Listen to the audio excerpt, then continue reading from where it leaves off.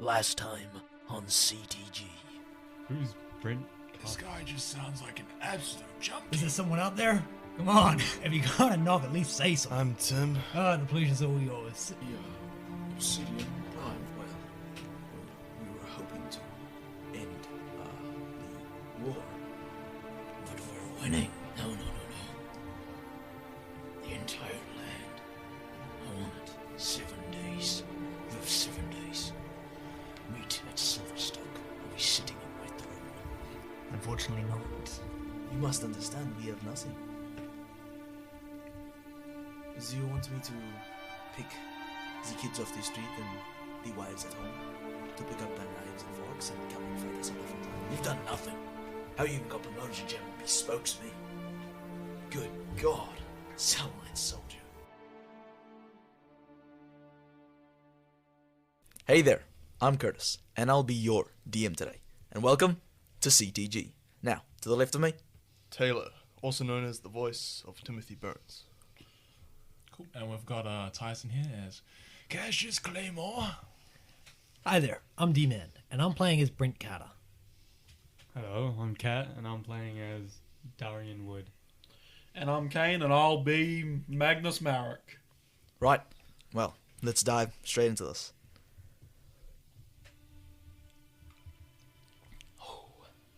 Now,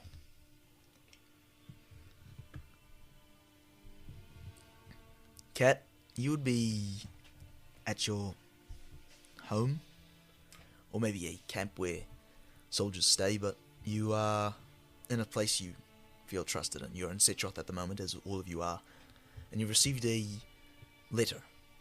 You were given it to you. It was given to you in the morning,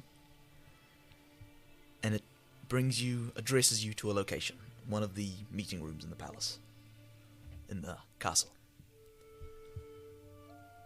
Now, it doesn't have a date or a time, but you'd assume it's to be as soon as possible. Is there something you do before heading up? Smell the roses, possibly? Well, I get dressed. And then I inform someone that I'll be leaving, and then I will go. Yep. Tyson, same for you. I'm just in this camp with Maybe not the same camp, but in housing. Do you think Cassius Claymore would have his own abode? Yeah. I'll probably put down his great next read he's been reading for the past night after witnessing the absolute riding that Obsidian Prime did of us, and head out into town doing whatever he's doing, because he hasn't received a letter, has he? He has. It's, let's say, slid under his door. Not out in the mailbox. Slid underneath the crevice in his door. Can I open the letter? Same thing. Location, a summonings to the palace, in a meeting room. I guess Cassius is on his way to the palace then. Timothy Burns receives the same. Would he have an abode in Setroth? Or would he just be staying at camps? He would still be in camps. Yes. Yeah. I would imagine I would say goodbye to the few friends still alive and head on my way. Right. Same for you. I'm in the tavern, so I'm gonna get a quick bite to eat before going into this, which may be my final breaths if we fail miserably. Good grief. Anyways, you all arrive, later than the rest, to a meeting room, all at different times, occasionally waltzing in. What do you see? You see as you walk in, Brent Carter is sitting there at the front. His aviators folded up on the desk. He looks the most sober he's been in all you've seen him. He looks awake, alert. He's sitting up straight. His arm has been polished. And as you all walk in, he goes, Cassius Claymore, good to see you. Timothy Burns, it's an honor. And Darian Wood, come take a seat right here. Where's Sergeant Marik? After some time passes, Sergeant Marik enters. So, Brent, Just wanted to, as I wipe my finger across his jacket, I noticed a distinct lack of selenite there. What's going on? Don't need to worry about that right now. Just come, take a seat. I'll explain everything in a minute. Right. Sergeant Marik. Glad to see you made it. Sorry I'm late, General. That's all good. Can everyone take a seat? Now, before you start whatever monologue is to come, you hear quite a knock. Silent, gentle knock on the door of this meeting room. This is everyone. And I walk up to the door. Now, what greets you is the face of somebody you recognize. It is the legionnaire or the soldier that was currently taking, lead of the men at Silverstoke's offhand castle in the rubble, and he appears at the door. Your words? Oh, what can I do for you? Well, I was wondering if I'd be able to, I don't know, join this party. Haven't you had enough time out in Silverstoke? I thought you want a break. But it's for my men. I want to see this through. Then by all means, come and take a seat. Kale Ironheart. Well, Kale, nice to meet you. So, Kale, any word from the small squad left at the border? Nothing yet. I think it's quite tame. Right. Well, that's good to hear. Darren, I appreciate you for your help. You really did make our men feel at home. And he takes a seat next to Timothy Burns. Right. Alright, now that we're all here, I'm sure I don't need to explain what went down about 3 or 4 days ago. Bit of a nightmare for all of us, and I'm sure you understand how dire the situation is. I mean, after all, it is my reputation on the line here, so... I mean, it's not like there's much to lose, Selenite soldier. Your reputation is low enough as it is. Respectfully, sir. I don't know, losing this entire front would be pretty damaging to my reputation. Call it a front? You left 10 soldiers there. It's not much of a front line, if you can ask me. Well, it is a bit of a ceasefire at the moment. But that's besides the point. Right now, we're waiting on the Council of Kings' word on what they're willing to sacrifice. Now, I don't know about you, but I don't trust those higher-ups very much. So, I'm asking for ideas right now. Anything we can offer them that might be able to satiate Obsidian Prime's bloodlust. I've been drawing a sketch of a certain plan. I don't know if it's going to work, but it's definitely got the part of somewhat satiating his bloodlust. Alright, say it out loud.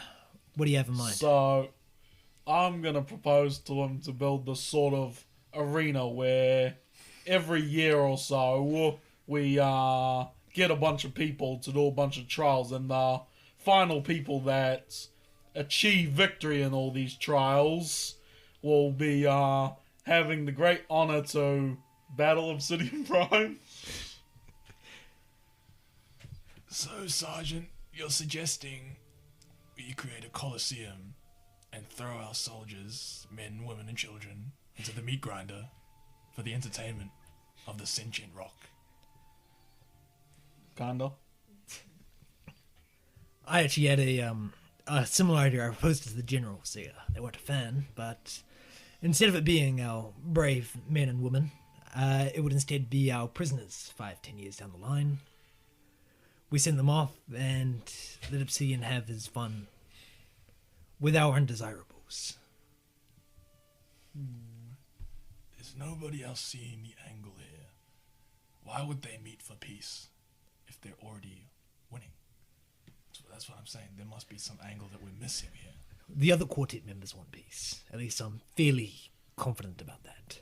But he's wondering why. Why do they want peace? I don't know. We don't have anywhere near enough intel to even understand their thoughts and logic, let alone why they'd send out Obsidian Prime of all people to negotiate these peace talks. Darian, you've been awfully quiet. You got anything to say? I have no idea. I'll just follow the lead. Huh? I'll follow whatever you guys do. I mean, he is a private. There isn't really much you can ask him. He's just here to do his job. I'm asking for ideas here. Everyone's thoughts are useful. Well, unfortunately, we're running out of things to offer, and I don't think the council will be willing to budge at all. An idea is if we, if we could like trap them, like ambush them, like at the meeting thing, so we'd look really harmless. So we go in as like 4 or 5 people in the meeting room, but then the whole battlefield of we're like hiding outside the walls of Silverstone. So you're suggesting we alone kill one of the 4 quartet, Obsidian Prime, right? But by ourselves, just by ambushing him. I'm not sure that's a brilliant idea, but we'll take all that we can get, I suppose. I'm not completely ruling it out, but I believe that would definitely not calm the others and probably provoke further conflict, which is not what we need right now. But every idea is good. All right. Well, Gale, you were there at the fortress. What do you have to say about Obsidian Prime? What I have to say about him? I don't think there's any point in even trying to ambush him. I don't think that's worth our time. We have to work out some sort of peace negotiation. Find something. Because what you said, I believe if I'm recalling this correctly, he was bulletproof. Yeah. So I don't know what artillery we'll be having for an ambush. Appreciate the idea, though. So far, just from general talks around the palace, what could be a compromise, as said by you, Cassius, was 20% of the land, 5% war reparations for the next 5 years, and potentially your tournament idea mixed with the prisoner idea.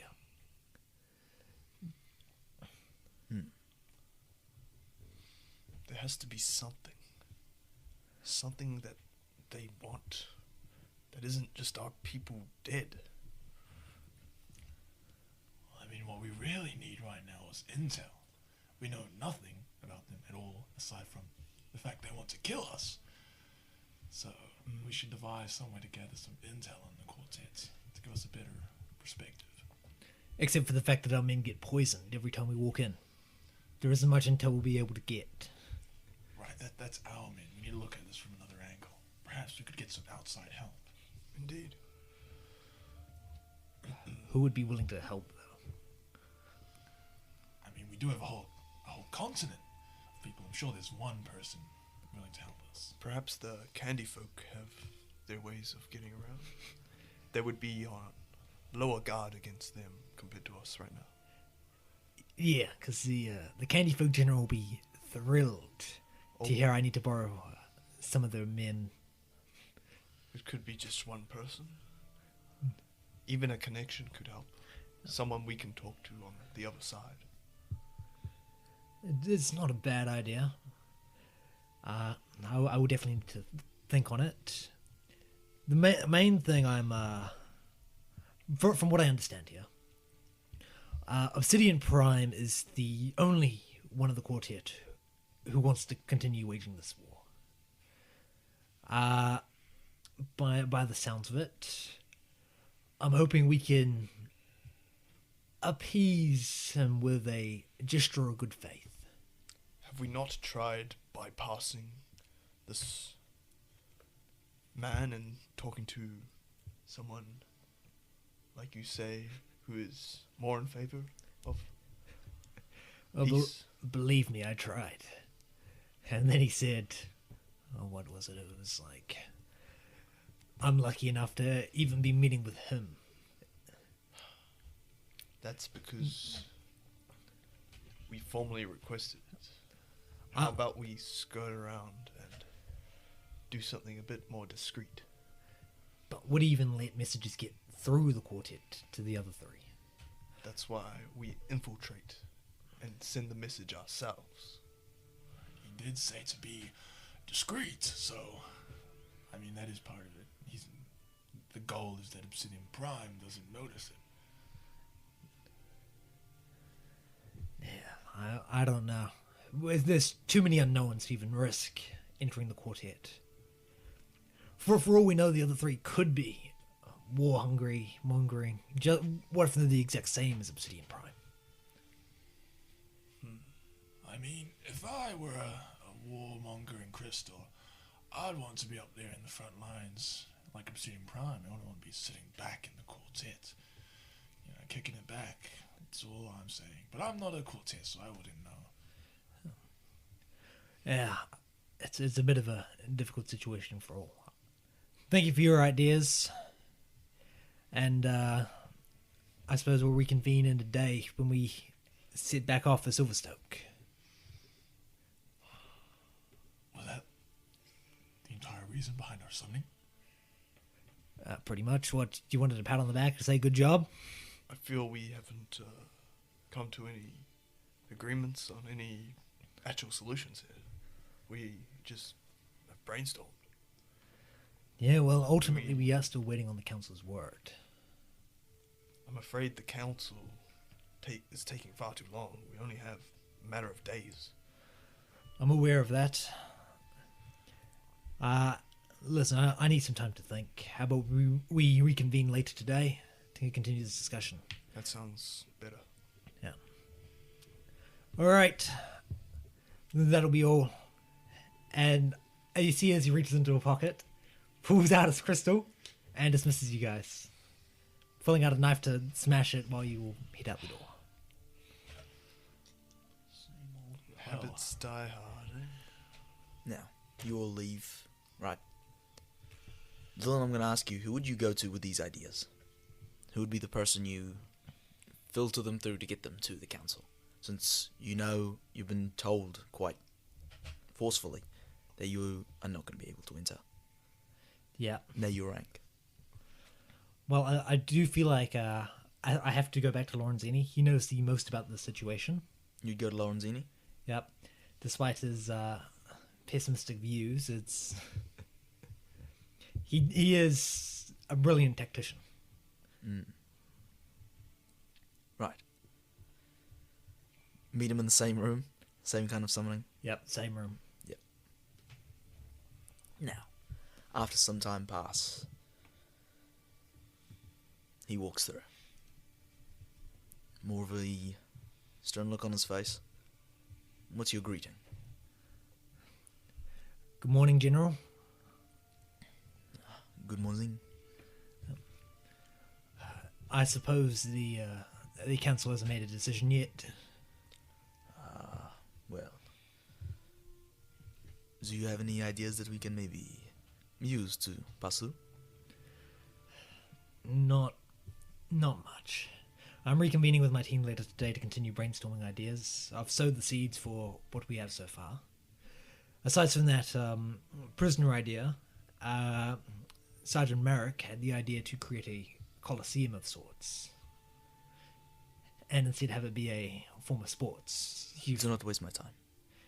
Of course. Additionally, seeding 20% of the land around the edges might not be a bad idea. Yes, that is an option that has been brought up multiple times. We are thinking about that. Yeah.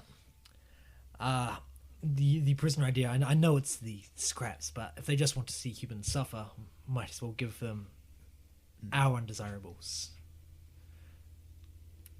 Yeah, I know we have none at the moment, but 5-10 years down the line, I'm sure in the end Obsidian Prime might want to see long-term suffering rather than immediate war reparations. So, I see. Well, You watch as he kind of lifts this notebook out of his pocket with a pen. He starts writing in the air while he has both hands on a table, looking at a piece of paper that he unfurls from his satchel. He's almost writing it like he's his own scribe. Yeah. I must ask you, General.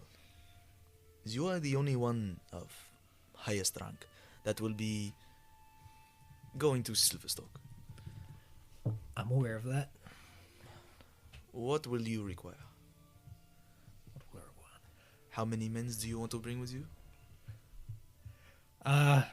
Just my team and Legionnaire. Was that his rank? So just and then the Kale guy. Cal, yeah. You only want. You do know that you are now stepping into enemy territory, Yes, I'm aware. and scouts tell us that they almost immediately have started moving into Silverstock and taking it over for their own. Yes, I am also aware of that. Also, he gave us the pleasure of a little gift for, well, the general. And you watch as he kind of brings in this, kind of like a potato sack, and leaves it on the table. I will peer into the potato sack. Now, what you find as you peer into the potato sack is it looks quite aged, a bit, I don't know, scuffed, beaten, but it is the decapitated head of General Gerard, the one that was leading the battalion against the quartet previously before you, with both eyes plucked out of its sockets, and a note looking to be contained within its mouth, his mouth. I keep a stern face and stick my hand in to retrieve the note. Right. And in what you'd only imagine to be blood, or some sort of crimson paint, either way, it reads, "This little piggy sold stories for its survival." And you see he says, "This lovely housewarming gift was given to us just this morning. I do not know what he intends to do with it, but I would say that's how he knows more than he should. So, I am warning you now, General. They are telling us, maybe in some sort of try to play with our minds, that he knows as much as what I would assume that general would know. And a general of his rank would be, well, I could not even list how much he would know. Right. Meaning, when, as you said, this Obsidian Prime came in and said he knew that Silverstock was empty, that means... Is that where it ends? Is that all he knows? I am telling you right now, General. This has made the situation a lot worse. Well, it seems you might not have been wrong about this whole thing being a death trap. I'd request Old Valor Aberdeen as well. Something I also think is a problem was I was talking with the soldiers that you brought back from Silverstock, utilizing what we can. I do not think he cares about a long-term solution. I think he just wants to see... He wants to kill himself. And I think, from the way he made it sound, it is the innocent that he wants to kill. He does not... A soldier, yes, he wants to kill them, but he wants to kill a innocent mother, a child on their way to school. That is who he wants. Not a trained soldier or a criminal. They love just seeing us suffer, don't they? Yes. I do not know what you are walking into, But I must ask again, is all you want just your squad? Because before you may have been working in on maybe a maximum of 50. That's a maximum of 50 soldiers at that one location. And offhand of Silverstock.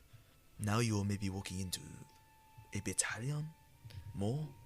Of soldiers? Well, the matter of the fact here is if things go south and he decides to fight, there's no winning. There's no amount of tactics, strategy that could even give us a chance. That not even my survival. So might as well save the men. I was scared you would say that. And he slides this flare gun across the table.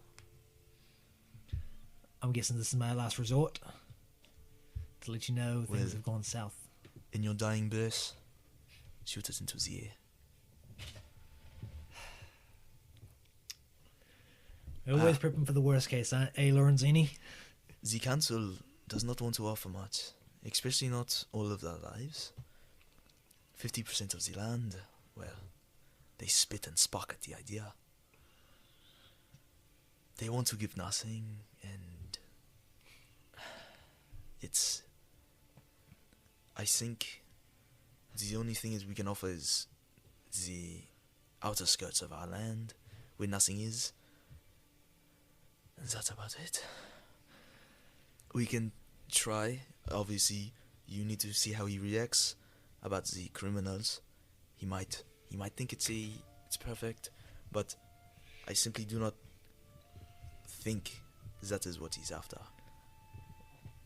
I'm hoping the other quartet will be willing to reason. Do you think they are coming? No, but I'm hoping they're at least keeping a leash on him. It's wishful thinking. And just as one final thought, I shouldn't even really be bringing it up, but the Council of Kings, Yes. could they be replaced? Sorry? It's a bit of a Hail Mary high, one of those stoner thoughts. But offering up the Council of Kings could be. Do you understand the weight of what you just said? I know, high treason. Lock me away for life. General, the words you spoke today, and you will watch as pen stops writing, will be kept between me and you in this room. Of course. But I need to understand, if all else fails, how big is the Council of Kings? It's quite large. It's a council of kings, so it's quite a lot of people. So, like, let's say 100 kings. I would say it's under the 100 mark, but Okay. it's pretty large. So, I mean, the lives of... It's the lives of 70 for the lives of millions. Hell, even probably billions. You understand that trade-off. You said I should have left those 50 men back at the castle to die. Those are 50 men. You are talking about the most important humans currently living. Back in my home realm, when one guy went down, they had 5 more ready to replace him. I see. I understand but we're running out of options. This war is not an option. You said it yourself, it's the death of humanity. You know I cannot agree to that. If you come back here and tell me that I have to lay all the king's heads on the chopping block, I cannot do that. I understand. I want to fight to keep humanity. I do not want to lose it. And he gets up and he leaves the doors. You see, I like lean back into the chair, like slouch down. Yeah. And then another something like crystal in my pocket. And as I go to reach it, I'm gonna do it right now. And slip it back in my pocket. Now, what would you do in this downtime while waiting for the results and before going to the... Where's the meetup spot, if you don't mind me asking? The meetup spot... Would there be like a, imagine like one of those loading bays? Like, you know, those modern day loading bays where I imagine the loaded carriages for... I imagine that's where the meeting spot would be, where they keep all the carriages and... Like, so you'd be just ready to go on a carriage? Yeah. Yeah. As, I don't know. I'd say I'm just like walking around Cetroth. Maybe pop into a tavern to grab a few drinks every now and again. Right. Now as the day pass, Kayn, I'm gonna go to you.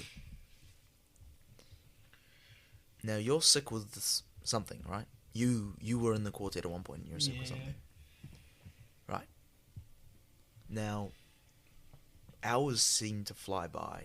What time would you attempt to leave to try and make it there? To the loading bay? No, what time of day? You know how you were departing and it's a 2-day trip to Silverstoke. Yep. Or maybe not full 2 days because that was the Offshoot Kingdom, but you know it's some time. Yeah. I'd probably leave the night... Not quite the night before the final day, but like 2 nights before the final day. 2 nights before the final day? Yeah. No, I know, but what time in this day that you're in right now, after the meeting, because that was held in the morning? It'd probably be like sunset. Sunset. Right. I'd say the rest of you, I'll go through slowly. Taylor, what would you do to buy time? I suppose I would be talking to people I know. Wait, hold on. Okay, maybe I'll just skip to Kayn. I'll just skip to Kayn, hold on. And then I'll go, because I just got something in my head. Oh, goodness me. So, Kayn, Yo. I would say your hours seem to fly by. And, you know, you're getting a little lightheaded. And if you try and make it back to, where do you live around Cetroth? Would you live within Just kind of like the peasant Just section? quickly You right. As you're clambering up the stairs to get to your room in the tavern, you're lightheaded. You feel weak. Your knees kind of satsu. Buckle. What would I go for here? Right. What's the thoughts that would race through your head as this happens? You feel yourself getting weaker. Terrible. And I must also ask, do you know that you're inflicted with this? Would you know?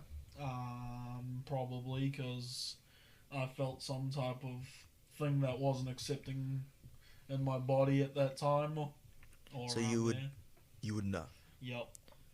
Alright, let me just... Oh.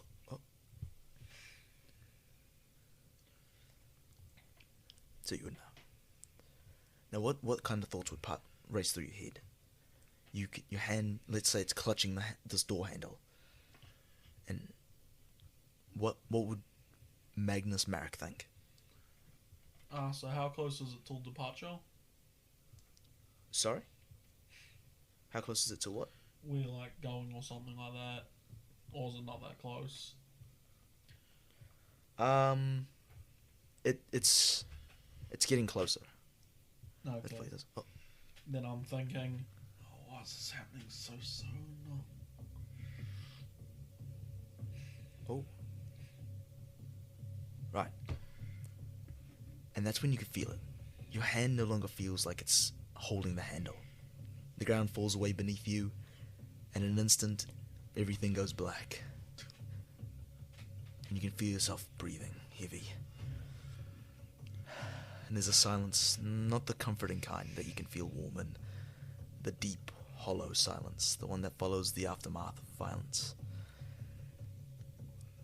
And the air is thick, and you hear slow, distant rumbles rise, like a thunderstorm, echoes of a thunderstorm rolling across a field.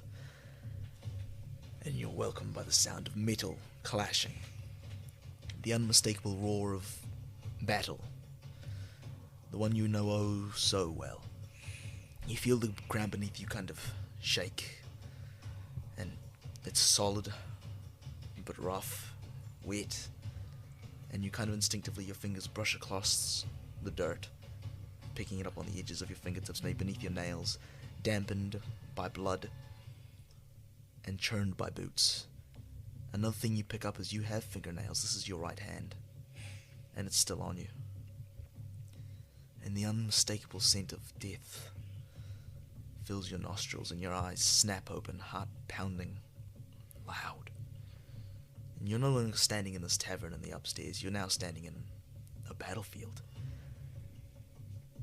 Around you, chaos reigns. Now at this moment, you remember that you and your platoon were at the very front of the battle. The front of the battle as you were going against the quartet. You remember it well. This is the exact moment that you started fighting. Now you can hear this, you can see, you look around you, you can see the people fighting, soldiers screaming, shouting, and the voices blending into a kind of orchestra, let's say, of rage, emotion, pain. Right. The sky is blotted out by these dark, large, bearing clouds, heavy, foreboding. You look around. This is your platoon. You remember it. You recognize the banner. It's now, though, torn, blood-stained, fluttering weakly in the distance from the corpse of someone who was once holding it. Your soldiers are here, fighting, dying. Faces you know, people that you met, that you fought beside. Men that have followed you through victory, despair, who you've commanded with through your life. But there's something wrong. This isn't right. You know what's to come. And your heart's racing, this fleeting moment. What do you think? Why am I seeing this all again? Right. You know it's not real, but your mind is spinning. And it's all coming back. And a few paces ahead you see your lieutenant. Well, not your lieutenant, but what is it? Your corporal. A corporal. It's a young man, dark, brown hair, kind of matted to his forehead, coming down just above his brow line. Eyes kind of wild now with adrenaline. He turns to you, his voice barely cutting through everything else. And you hear him saying, almost with a smile, "Sergeant, well, looks like we're pushing them back. I say, we might have a good chance of winning this damn war," is what he says to you as he kind of helps you off where you're kind of leaning down, running your fingers across the ground. He kind of helps you up. The memory now sharpening like a blade. And it starts kind of coming through you, or you're going through it now at a rapid pace. And then you kind of realize why you're seeing this. And that's when you see it. You thought you were winning. You got up and you killed a quartet soldier. The hideous monsters they are, the villains, as you ran your blade through them. And you remember this look, the first time you saw him, the one that they all called Obsidian Prime. You look forward and that's when you see it. You didn't know what it was, but you heard your men shouting about a car. You're thinking, is he in some sort of cart with horses on it? You're thinking, why would he be charging into battle? But that's when you see, the only way I can describe it is it looks like a Mustang. Large in nature, with its engine kind of sticking out the top bonnet, roaring with flame. And you see him, what looks to be their commander, riding in some sort of metal cartridge. But bullets scrape across it, but it looks as though the paintwork is made of selenite thyself. And you watch as you see the door open, his arm reach out and grab one of your men as he scrapes it on the ground, driving through. And you hear his voice, wicked and twisted, one like you've never heard before, yell out to the rest of his soldiers, as you remember this is the one man that turned the tides against you. You hear him yell, "Meat on the menu, boys," as he kind of slides down, scraping the soldier across, and he gets out of this vehicle standing straight. Now, what's the feeling when you see him? Are you battle hungry to verse him? Just pure anger as he absolutely mauls one of my men. Right. So you would rush forward and go to attack him. Yep. And that's when you feel. Now, how do you attack? Also saying to my corporal, cover me, I'm going for the big guy, yo. Got it. Now, how would you attack? Just do a jump and then going with a big slash. Now, as you jump, you slash down. And you think, he's left himself open. He's a fool. And your blade comes down, breaking across his shoulder pads. And you watch him kind of, his massive nature turn around. His hand kind of already covered in the matted blood of your men after only appearing for a few seconds. And you watch as he picks you up with the hand that's covered in blood. Throws you, kind of holds you like you're a weightless toy. And you feel his sharp, gauntlet-like claws tagging into your skin. Now you're thinking in this moment, what is happening? It happened so quickly, with one attack that did nothing. He picked you up and a sergeant is yourself being thrown like some sort of toy.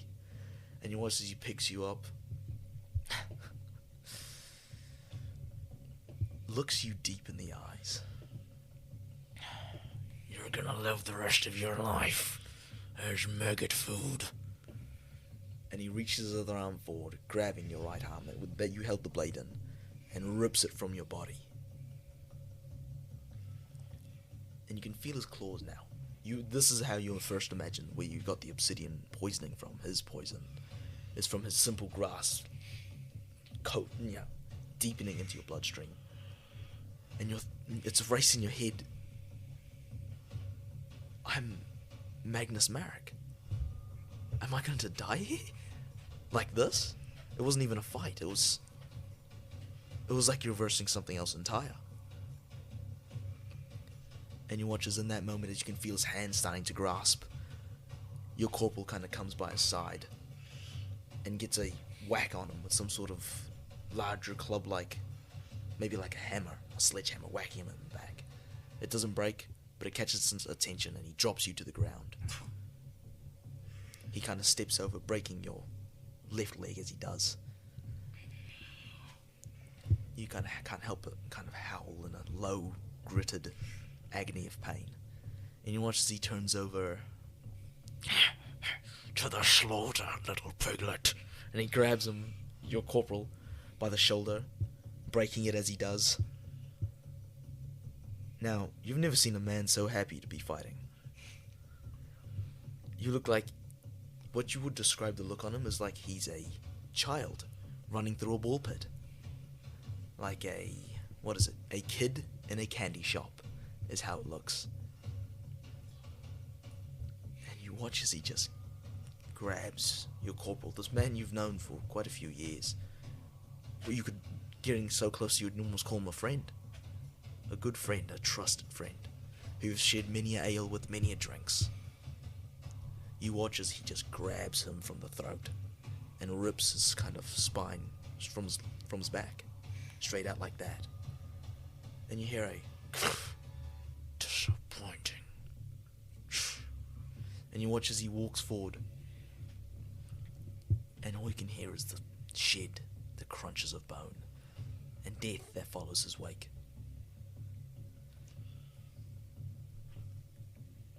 And that's where you come back to where you are. You're kind of having a breakdown on the floor of this tavern. You can hear "Oh, no, mate, are you alright? What's going on here?" Also, while that happened, when that happened in the IRL, or for that time, I yelled, "No!" When you're watching the corporal. Yeah. Right. And this is how you would know fighting him is not truly an option. And you realize, just like that, it's already time to meet. Sun has already introduced itself. And you know that your general is waiting for you. Now, you don't know why you got that vision, or what it meant. You don't know if it's a sign from Galahad of what's to come. All that you know is you must make this negotiation at all cost. Now, time has passed. Maybe you get a little bit of... I wouldn't say it's exactly at meeting time. Maybe a little bit beforehand. Can I see maybe a D100 roll from all of you?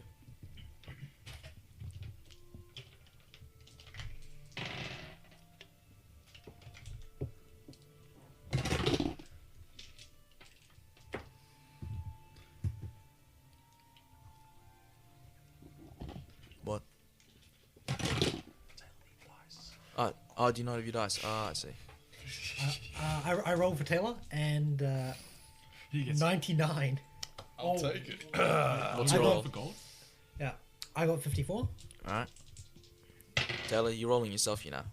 66. I got 99. There ain't no rolly rolls here. There ain't no rolls for other friends here. Think about it. You can get 100. No. Tyson, what'd you get? 65. 65. Actually, what about? It kind of looks like it's on the 9, man. Come on, 65. 69, man. Come on. 87. Whoa. Ken. 66. Right. You have the Curtis. opportunity to hit 2 shops here. Fuck you. 38. Oh, rough. You have the options to hit 2 shops here. Okay. Too sharp. I know what I'm buying. Is this getting cut out? No. This is to show off the CTG So items. I can have like 20 minutes of maybe that's shenanigans buying all these items. Yeah. Just, you're going to make it quick, right, Tyson? Yeah. Cassius is he's a slow shopper. He wants your RP. He's got brittle as bones. well, probably. Alright. Well, we're going to take a quick 3, 2, 1 shopping break. We'll be back after the team decides what they want to buy. Hey, could I grab 1 piece treaty, hold the violence, extra piece, please? Would you like to make that a combo, sir? Yep. Upsize it and make it a combo. We're doing a special deal on alliances right now. Would you like one of those? Absolutely.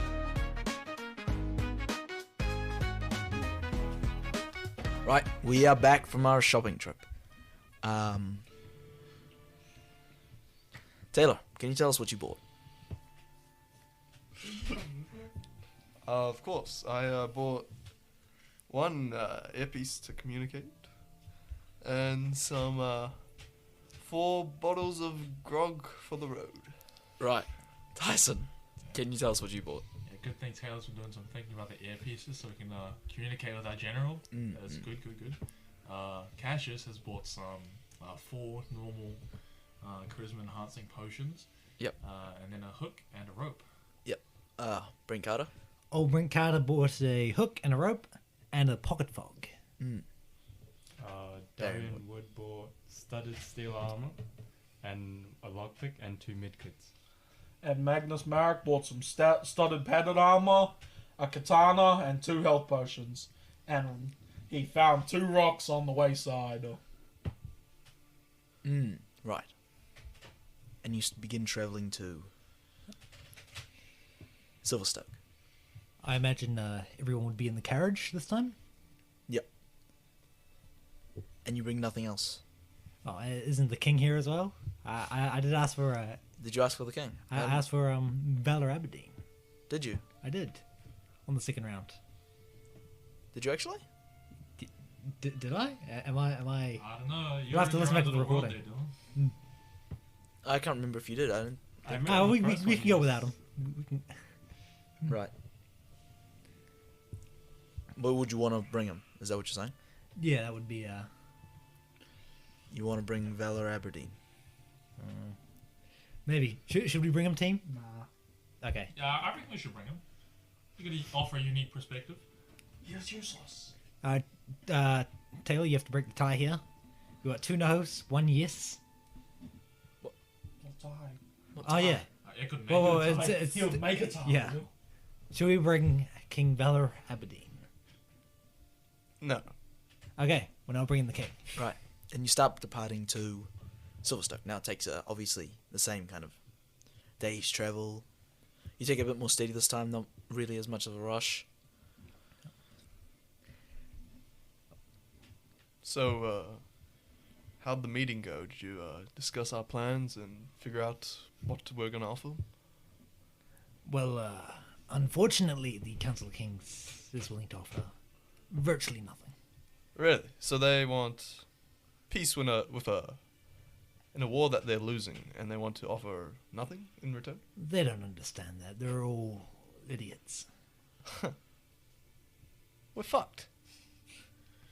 So, what was the point of returning to Setroth to get information from the council if all they said was give them nothing and then return? Well, I believe we'll be offering land around the edges. I talked with Lorenzini, and we've got to offer up as much as we can. It's up to our discretion. So do we have a draft of this treaty? DM, do we have a draft of this treaty? You'll be drafting it with them. Oh, Right, and negotiating okay. the terms right there on the spot. Yeah. Well, Very odd peace negotiations. is Cassius talking to me? No, Cassius is just thinking to himself, Oh, okay. how yeah, do we yeah. not have something drafted up beforehand? We're just going to do it on the spot. Yo, Obsidian Prime. No, I know this is a bit last minute. It's but- more like you're not going and asking this time, since you know that you're not really getting anything. Right. So it's more like going in, because before you asked for the white piece and he just immediately was like, no. Or you asked for, Okay. So this time you're going in with just kind of like a blank piece of paper that you're going to get him to sign once you form the deal there on the spot. So when it Since due to his volatility. And what makes us think this will go any better than last time? We're practically doing the exact same thing. Except we're not going to be offering up a white piece this time. We will be offering up some repercussions. Did we not already sacrifice, or was it like a good chunk of our land for 7 days? Are we meant to give them even more? Well, I think you have to understand they were asking for 50%. Again, 7 days. But go on. Right. They already have 15% of the human continent, essentially for free. And you're saying we should negotiate even more land. I'm not sure that would be a very wise idea. I understand that, but I don't think you understand. Fighting's not an option. Once we're done, we're done. There will be no more humanity to defend if these peace talks go through. Yeah, I'm hoping the prisoner idea happens, and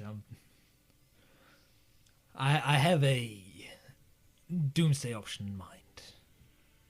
And that would be? I shouldn't even say it. I'm assuming it is just us driving the thing, right? Maybe Kale on the reins. Yeah, Kale's on the reins. Everybody else in the back properly discussing. I'm contemplating whether we can offer up the Council of Kings themselves as a peace negotiation. Are you insane? This is high treason. I should execute you right now just for suggesting the idea. I understand, but come on, you three from the human world, you remember how it used to be. When the president would die, they could elect 4 more. There were 4 more in line to replace him. The chain of command. We can replace this council if... Well, back in our world, presidents didn't just die on the spot. It was actually quite peaceful, believe it or not. Yeah, of course I remember that. But what else can we offer if everything else falls through? Nothing. We offer nothing else. We've offered enough. Silverstone, in of itself, is more than the necessary concession we can provide to the quartet. At least in my humble opinion. Well, unfortunately, we're not in a position to make demands. Isn't that what we're doing? No, we're more so on our knees begging, hoping that they'll take a peace. We're not making demands, we're negotiating. Do you remember how well the last time went? That wasn't negotiating, okay? That's all I'm saying.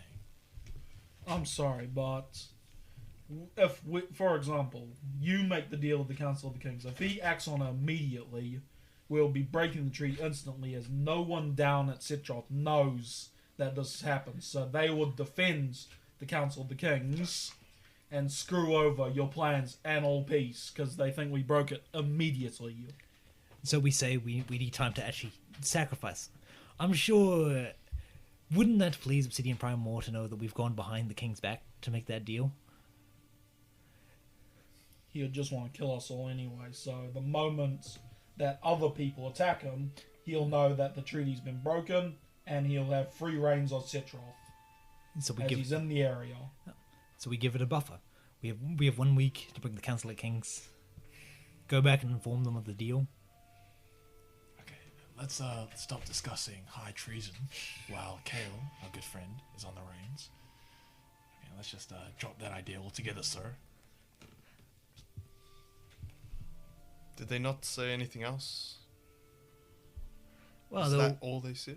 Well, they were willing to sacrifice the land, and that was about it. The scraps here and there. No strategy, no... nothing? You think they're capable of strategy? I sure hope so. They're the ones leading our nation. Yeah, but they're not the ones running the war. That would be the High General. You mean you? You're technically in charge of this front, sir. What front is it? We have no men, no power.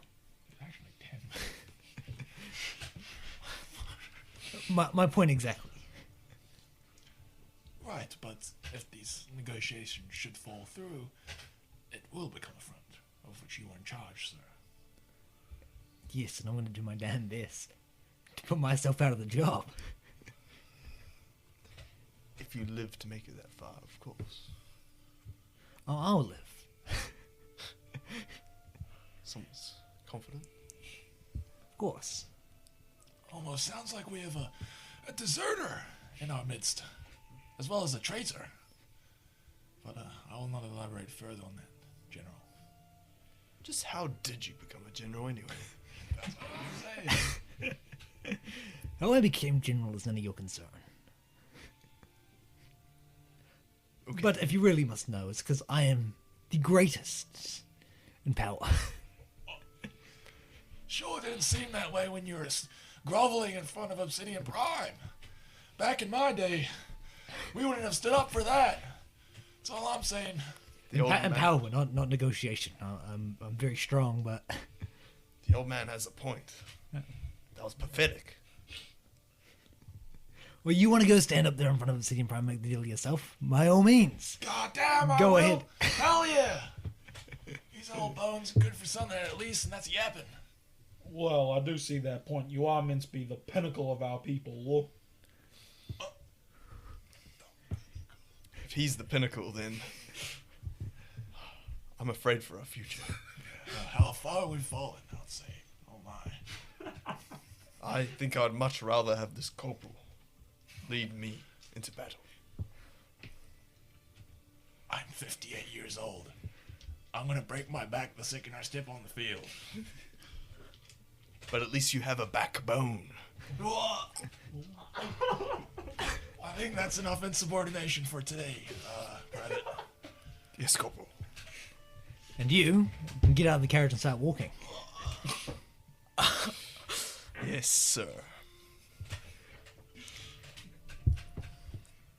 God, he's so fucking obnoxious. As I crack out of his Yep. and start smoking. And snort, yep. Yep. Snort it up. And that's where we'll be taking our first CTG break. We'll see you after a short period of time. Hey there, I'm Curtis. And I know what you're thinking. By golly, are these guys always on break? Not always. Only 90% of the time. And the last 10% we used to take rests. So, the math is math for me.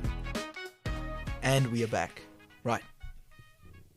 Alright, so I'd say during this character ride, yeah, the old Brent Carter's having a little snooze. And, while I'd say everyone's going quite peacefully along, you just hear the sounds of Brent Carter going as he wakes up. Gerard! Sorry about that. As he wakes up in almost like a startle, like, Gerard!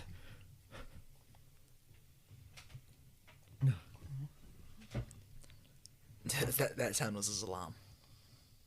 So he woke up. The Bluetooth thing. No, that was his alarm. That was his alarm Not waking him up. Oh, hello, guys. Why'd you mention that name just now? Gerardos is having a bit of a nightmare.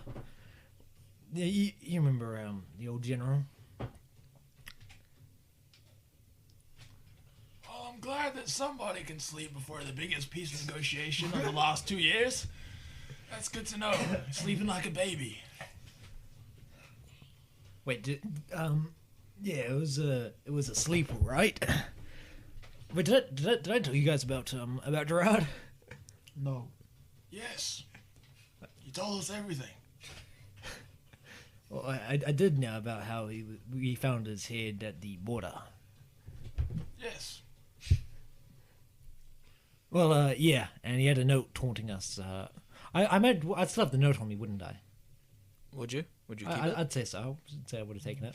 So I'm going to open it up and read it out loud, and I actually don't remember what it says. It said Piggy's, this little piggy, good stories, He sold songs to live. other stories. Something along those lines, yeah. Yeah. And I read that out to the table. Except for you, Taylor, who's outside. Can I call Taylor back? Can I be like, we should get Mr. Burns in here. Yeah, whatever. You can call him out. Mr. Burns! Get What? back in here. So now he wants me back. What is it? I figured I should let you know about old Gerard, the general up front. Mm-hmm. And I hand him the note showing they found this in his mouth and his decapitated head at the border, which was then delivered to me this morning after our meeting. And you didn't think to tell us about this earlier? I was a little bit sleepy, you know. It was a bit one hell of a little night. bit sleepy. You don't think we're all a little bit sleepy right now? Understood, sir. Perhaps if you cut back on that, all that selenite, it'd be a little bit more awake right now, sir.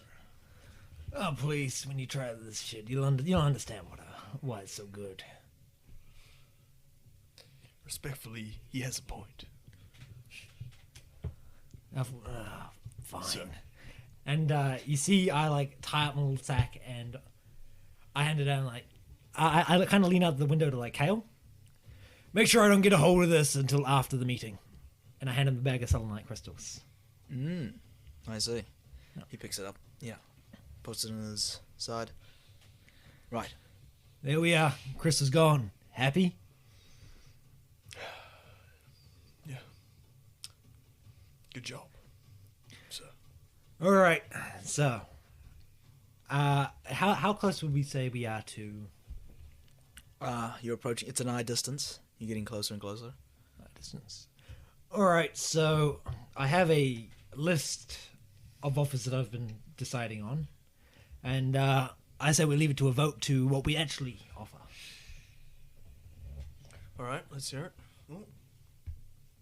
We aren't seriously considering the treason of killing the entirety of the Council of Kings, right? I sure hope not. Of course not. It'd be absurd. Why'd you mention it?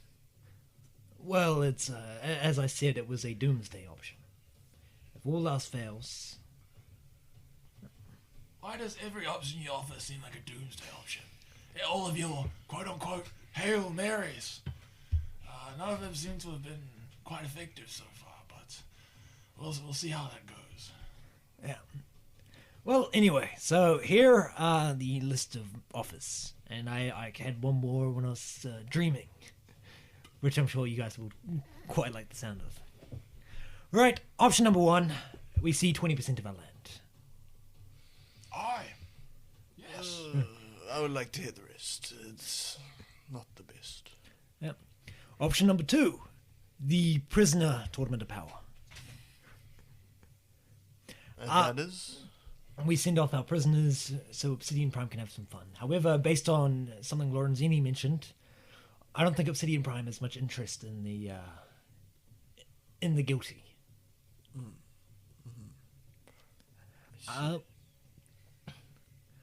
Option number 3, war reparations. We pay off with money. I'm not sure how successful that would be, as I don't know the value that they would have in anything we could offer them, really, without them bleeding us dry of resources that we could use in the war. Precisely. Option number 4. This is the one I had last night. Obsidian Prime is a little bit blood hungry, is he not? He wants to fight. And to be frankly honest, there isn't many humans left to fight. So, what if we convince him to continue his crusade against the demons or the orcs? Interesting. Let them pass through and take control, and they can continue, because he wants to fight. I'm sure he'd be happy with a proper challenge. But the demons. I mean, all those suggestions are amazing. If Obsidian Prime accepts any of those, so it's It's also assuming that Obsidian Prime, right, the prideful, warmongering crystal that he is, it's essentially like we're asking him to do our dirty work.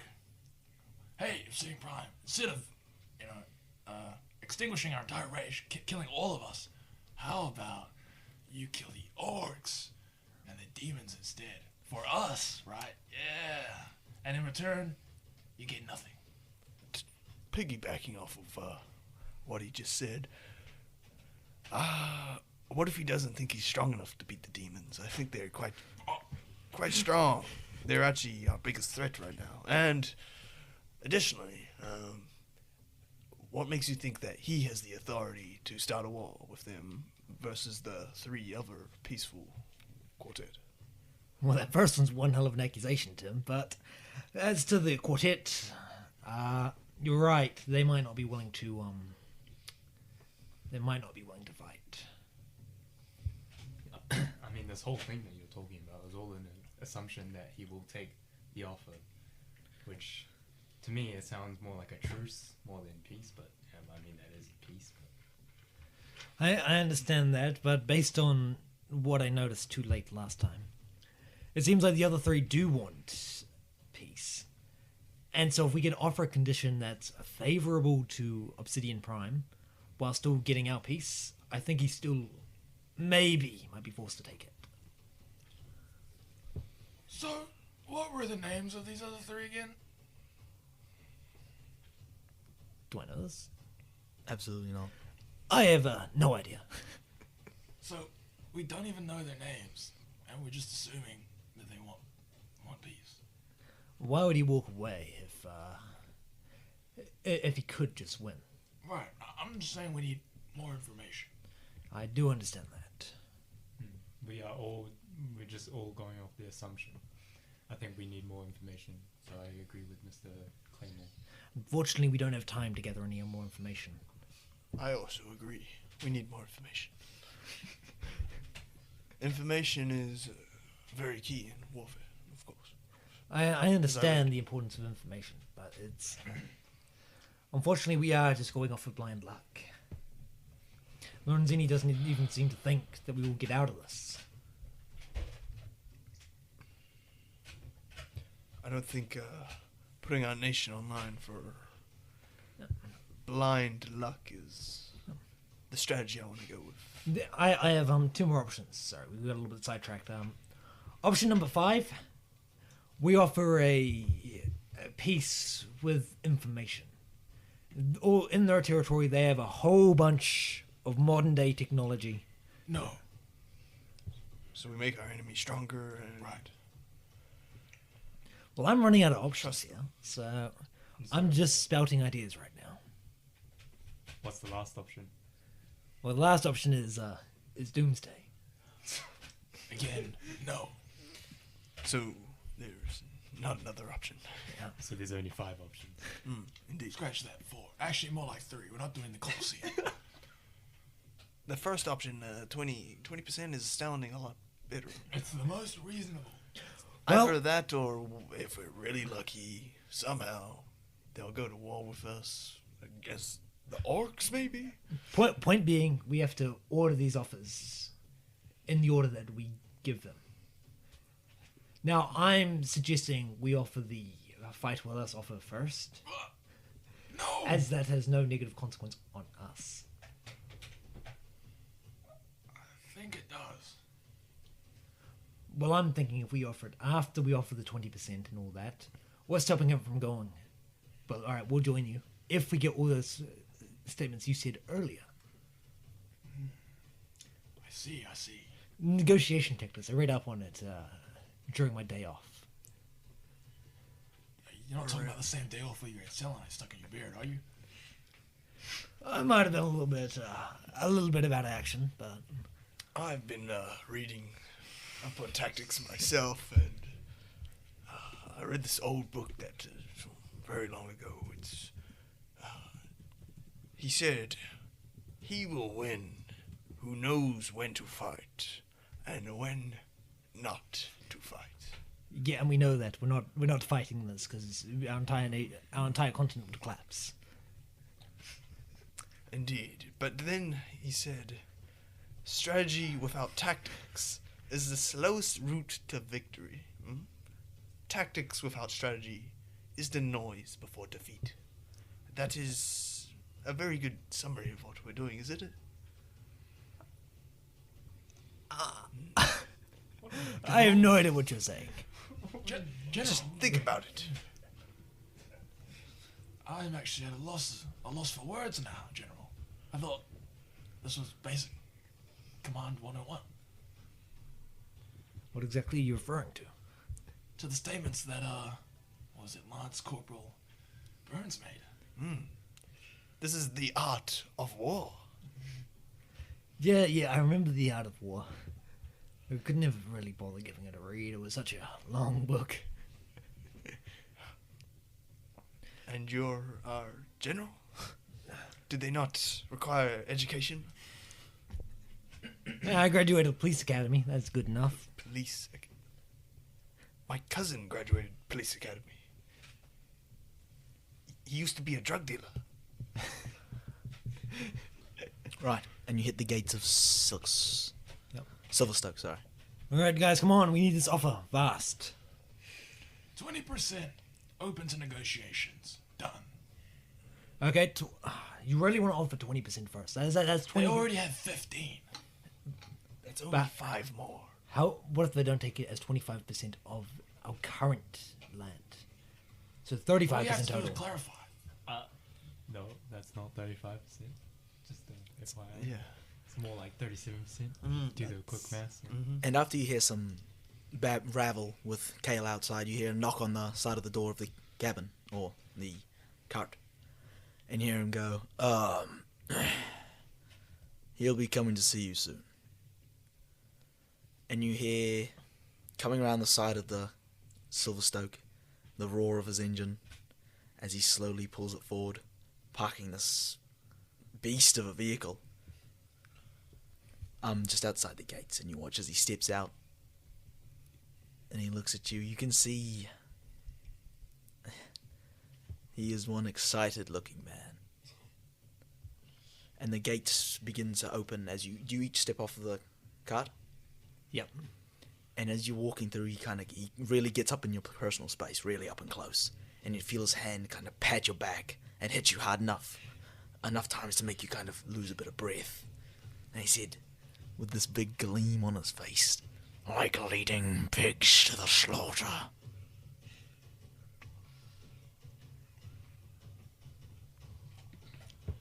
That's a lot of talk coming from a man overcompensating with a car like that. All I'm saying. Shh, shh, shh, shh, shh. Let's get inside, old man. And you watch as the gates close behind you as you enter within. Now, this is something you pick up that you didn't realize. But as you was walking in, you kind of watch as the quartet soldiers, when they look at the leader, they have a very odd way of communicating. You only see them do it sometimes, but it looks like they reserve themselves. Because you see one come up to them and they go like this, almost like in a sign language kind of formation. And he punts him and says, "I'll deal with it later." But they do not speak. Now, you can have multiple theories to this. But at heart, mentally, they're connected to that leader. He can more feel what they're saying. Right. Meaning that the comms are impossible to decipher. Unless you were born of him. Okay, well that makes things interesting. And he leads you through Silverstoke that you know, but you see a good amount. It's very populated, like you saw with your own battalion, but with quartet soldiers. And they come in all shapes and sizes. And you can see people that you imagine would be a different rank. There's some fully armoured, some with these massive arms made purely of selenite. And they're artillefied quite heavily, in a scary kind of way. Like, the adaptation to your technology should not be this fast. They've taken what you've given them and built on it so much more quickly. It's like a mashup of that knowledge with yours. It's like they've already gained your knowledge. So imagine you, in your brain, you almost tick off this one. But it's like they've already used someone with your knowledge to teach them your technology. A good handful of men with your knowledge. Okay. I say to the closest person next to me, I can't help but feel we've already walked into a trap. Alright, how many people want to be negotiating with me? And you hear are you saying that in character? No, I'd say that like out of character. I feel like I want to bring you, Tyson. You're with me at the table. Well, yeah, because he's not going to let me negotiate, right, anyway. So, How about what I'm going to out of say? his character? I give Tyson and D-Man sending stone or earpiece. Can they just talk to each other? In Is that what you'd like? telepathically? Yeah, I'd say so.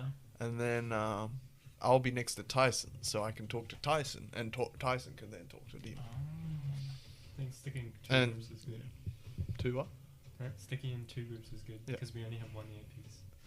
So like one earpiece can talk to the other. Yeah. So it's like you four all together and me, Yeah, practically. You know? me at the table going. You and Kyle. Okay. Well, Actually, hmm, that might not be the best idea. Like maybe 3 and 3. maybe, yeah.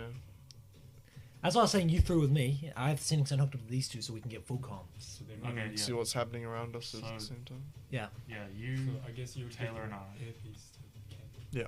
So you three will be joining me in the negotiations. Who's taking the earpiece at us? Fun.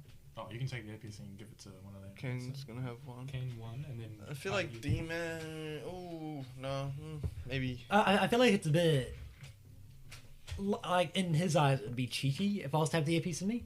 So I feel like it should almost be with you, Yeah. and so you're kind of like Am I long hair will like kind of cover my ears? I mean, I feel like D-Man would be the one that's like talking all the time. yeah. So like, No. if he speaks and the earpiece speaks, it's The like. old man should have the earpiece because they look like hearing aids. So what's the deal? He probably doesn't know what these are. Earpieces in air and air. Yeah. Yep. So I think it's Tyson and Kayn, whoever. Now, you see two of guards heavily armoured in full obsidian-looking wear open the two doors to the palace for you. Now, it has been... I'd like to make a remark as I walk in. You're goddamn right. It has been refurbished, and you can see up on the stalls and in the trifecta of, thrones, now quartetified. You see three quite ethereal-like beings. These are three beings that do not look like they should be on the battlefield. They wear robes of beautiful white pearlescent kind of fabric with veils covering their faces so you can't see them. Only some of them have gaps in their clothing where you can see a beautiful kind of crystal embedded in their body. Their boobs. Sorry? What? And you see they line the stalls up above on the pendulums. This room has only these kind of full white, pearlescent, ethereal-like beings inside of it. Huh. And you hear him say, "Do you want my guests?" As he has about 4 guards at the door, obviously fully clad in armor. And he's asking you. I like what you've done with the place. Shut the fuck up. And you kind of restrains him. Like, he didn't fully aggressive. He kind of whispers it out, that one. Yeah. I kind of keep a smile on my face.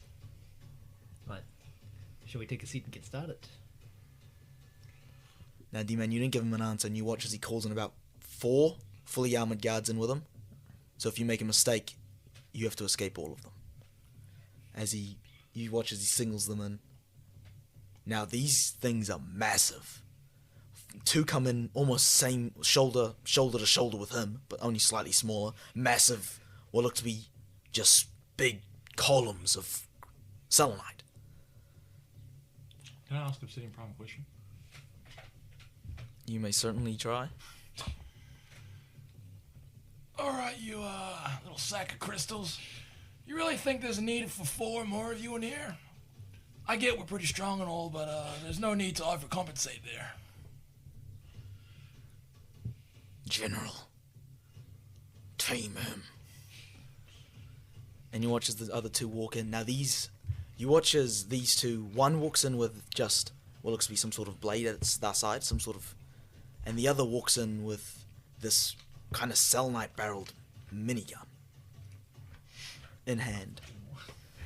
And he kind of tugs it around like that.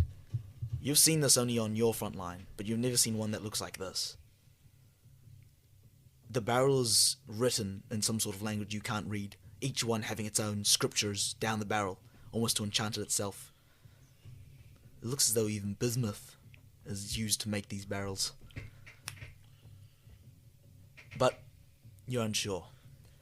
Now you walk in, he walks up the stairs, and he leans down Obsidian Prime and he talks with this being on the chair. They whisper into his ear, and he stands straight, looks quite regal. Go on. Alright.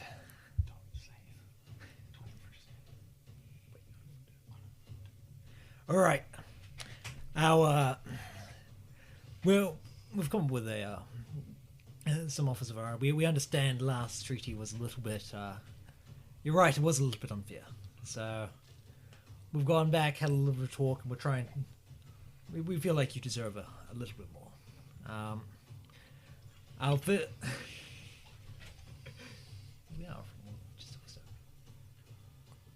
Our first offer is 20%, so additional 5% around the of the human continent, including Silverstoke, for a total of 20%. And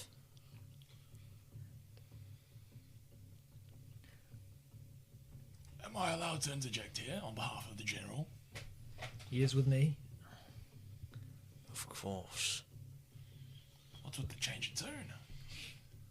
I thought I wasn't good enough for the negotiations last time. I'm gonna do like a kind of hand down thing, stop him from being too. Anyways, moving on. Should it come to it, we are willing to offer 15% reparations for the next 5 years, and then lowering it down to 10 for the next 2. I see. What more option do you offer? Well, forgive me as this is a little bit crazy, but we understand you have a massive army on standby. And we thought it might be nice if you got to use it on, on some larger threats. If you'd like to take your hand at the demons, or perhaps the orcs, you take your pick. They have done nothing to the quartet that would rule unfair. What if we made them do something? You're not saying this to his face, are you? So you just No, said but if you the made them way attack. he thinks is he wants violence, and that's why he's attacking. But the rest of them think they need a reason to attack. Do you say that audibly? Or if they had the reason to? I'll quietly say it, but enough to be heard. Whoa! No! No! No! Are you suggesting something? He's not. Ignore him. He's got some crazy ideas of his own. Perhaps. I understand that, but I figure it could be a good training exercise of sorts, as well as a way to solidify our peace. They do not deserve war, for they have held nothing. Is that what you believe? So, you say that the demons don't deserve war because they've done nothing. But the point of our negotiation here is that we will do nothing, right? Tell me, Obsidian Prime, how many soldiers have you seen on the border ready for war with the quartets? Are we here to rebel? Shut him up. Now. Believe it or not, I have actually become quite profound since our last meeting. Quite the promotion. I've been promoted to general since then, so I would ask that you lower your tone, sir. Is that so? Well, generals, do you want to talk longer, or shall we sign this deal? We'll take 20%. And what was your other offer? The war reparations. Of course, war reparations. Well then, I'm glad we could come to an understanding. And do we have any way to write this treaty, or? You watch as the character next to him kind of gets up. He bends down. They whisper something in his ear, and they have a piece of paper that's been describing the conversation. They slide it forward. Out of character. What if we just offered up a third option right now? What are you thinking? White peace. Unfortunately, I don't think you'll. The circumstances have changed, haven't they? But you gave him. You didn't start with white peace. You Yeah, started with that's what I was saying. We start with the offer, and then. Nah, I think what we got's not that bad. No, but I feel like he's just accepting anything. Yeah, like Yes. the way he's talking, True. it could be down for anything. That's why you start. Cause he, But how far do you? He's willing to sign this right now. The scraps, Silverstoke, But and some don't- more reparations that we pay off in don't- 7 years. He was willing to So, sign he was willing to a take better 50. agreement last time. Yeah. So who knows But how he- far he'll go? I doubt he'll go back and say no peace. Also, did he hear what I asked him? You don't know. Tom quickly adds on So the what are you bomb doing? secretly the Council of the Kings. So you sign it? It just feels like 5-minute recess. no. I think it just feels too scummy to go back on our words. We haven't put any word down yet. That's why I'm saying it now. But okay, we're gonna offer this and be like, nah, psych. No, No, but no, you say- could word it like saying there's a third offer on the table. you could say, "Here's our other offer: white peace. And why would We take both go our own ways. We White forget Peace and about what Alliance. happened here. White We Peace and respect your Alliance. boundaries. Perhaps even in the future, we look to work together. Da da da. You can like try to word it better. Yeah. It's all about the way you go about saying it. So you're gonna retract the Just say signing? White Peace. Well, I didn't say I was signing it. Yeah, we're not signing it. He just grabbed a piece of paper out. He was wondering how we would sign. What are you doing? I can. There's just no way. Like me, Oh, I'm just talking get out of character. Tyson Let's to get go. the general. Yeah. The All right, General. You butted. You say it. There's another option. So I'm going to say I'm almost ready to sign as my character, and you can yeah. Well, Obsidian Prime, we actually wanted to offer a third option before we signed the treaty. And that was an unconditional white peace, barring a possible alliance, and even some war reparations, should it come down to it, if you require. So, almost as though we're entering an alliance of sorts. It's not required, but it's open to the quartet. Should the circumstances of our predicament with the demons and orcs improve in the future. You may switch. And you watch as then the one different one walks forward and brings forth the paper. Like a different General. soldier. And it's gestured to you. Right, so what do you want me to do? Sign it. Sign it as the general. The new treaty. Yes. Can we get D-Man to sign? What? Yeah, probably not me. I'm not gonna. General, if you would. It was my signature the council required. I look forward to working with you. Now, as you're writing this, you get a sick feeling in your stomach. It's deep, and you don't know what it is, D-Man. Now, as you're writing it, your hand kind of shakes, and you can hear and you can see him with that same disgusting ear-to-ear smile. That same one he held at the front gate. Because you're seeing a different Obsidian Prime. This isn't the one you saw before. Obviously, you can tell something's wrong. You felt it was wrong the entire time. The switch, everything, it wasn't right. And it's hitting you in this moment. And that's when you hear a and you see the person holding the treaty get shot straight in the selenite, kind of jamming them. And another one straight in the head. No. And you hear him go,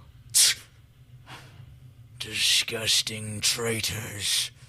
And he looks up at one random person up in the alleys and goes, you see, brother, we cannot trust these piglets. They have betrayed the signing. I told you, it was foolish.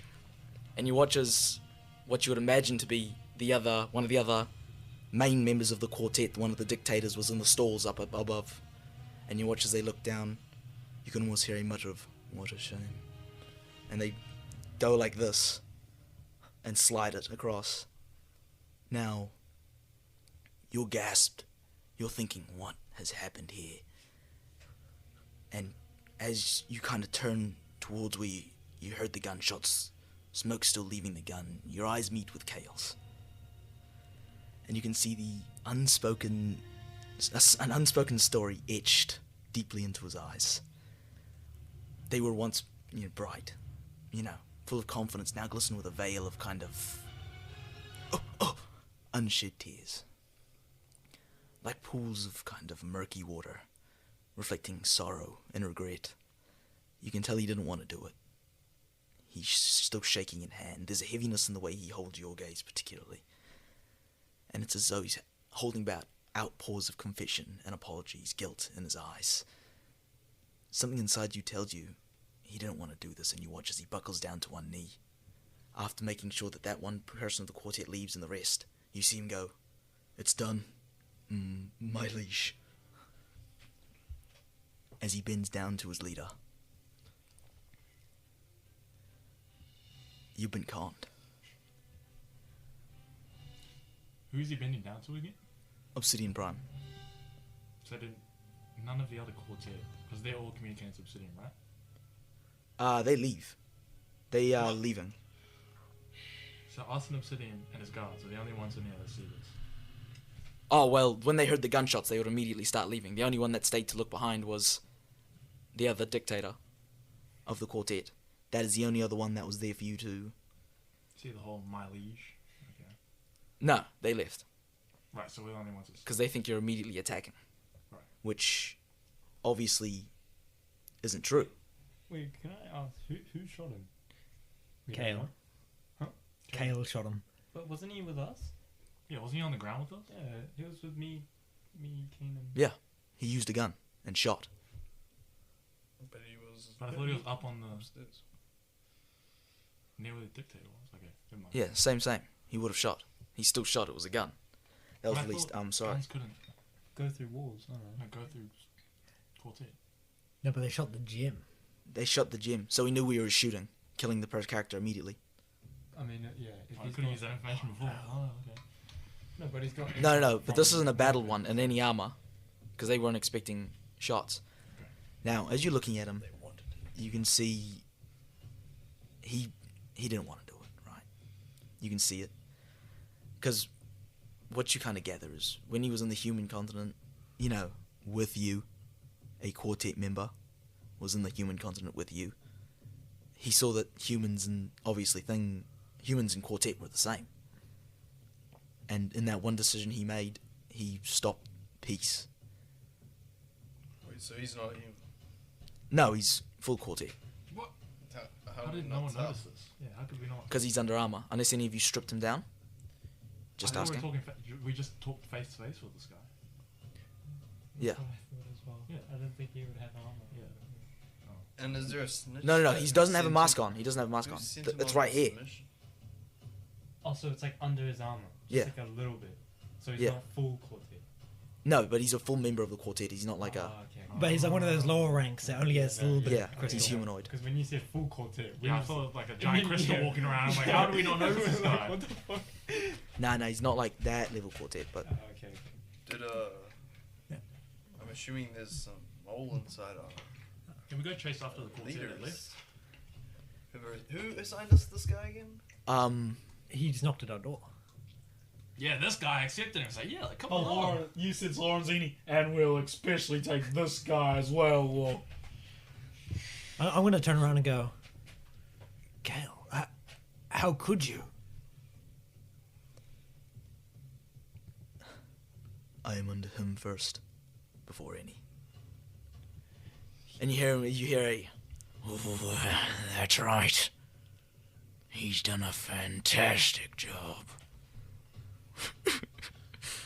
And you watch as he kind of pats the dead body of the white gym next to him. That isn't even part of his division. So they had no idea or clue. So you imagine, because you know how they're coloured almost. The one up there obviously was hiding as one of our subjects, but was watching the whole thing. And you kind of piece it together, that's why he was putting on this facade. So when that character goes back to our brothers, they can say fully, in full confidence, I saw him he was quite right. From what he saw, the way that it was handled, it makes him look amazing. Could they not sense that the guy who shot him was a quartet? No. 'Cause don't Why would have, they like, be able to? infrared Oh, he conscious- can, because it's one of his. They sense their own. They're from his spawn. Obsidian guy. He's an obsidian, yes. So as far as they know, he looks like a human.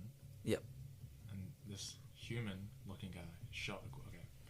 That makes sense. No, well, he came in with you, Oh right. Yeah. in human clothing, wielding a human banner. Well, in the human mark. You know what we should do? Execute him, take his armor off, and bring him to the other quartet. True. Sorry? This is your traitor. There you go. I don't think you understand. Yeah, it's pretty hard to do. In front of his leader, who commanded him to do that. I don't know. You're gonna be like, this is your traitor. Oh no. I mean, I wanted to go track down the other quartet. Though. How far has the quartet gone? Yeah. How far have they gone? Oh, you're not getting out there. Why not? Never say never. Impossible say. hey, you got that Impossible tag, literally says No. impossible. You do realize he was hidden as one of his members. You didn't even know who in the stalls he was talking to. Do you remember that? But They all wear identical clothing. why did you say? I thought he was on the. I thought you like literally described it. No, the No. phones are a facade. Yeah. But we heard him say, brother, blah, blah, blah. Yeah. No. I see. Oh my goodness. Am I gonna have to describe? Up in the stalls that were watching, there was a grouping of the same kind of clothed one. He was in that crowd of them But to mask his presence. we not hear him say. He did, So we but he go said after it to the crowd. group. He said it to the group. He didn't go to a single one because it's up there. He yelled it to a group. Okay. Can I follow the group? Past the 8 guards. Yes. Cal, give me your armor.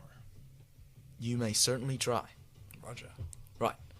So, are you telling me you're going to I'm teleport? gonna break off. You're going to teleport upwards? Or do you have a teleport? Yeah. Yeah, you should, right? Right.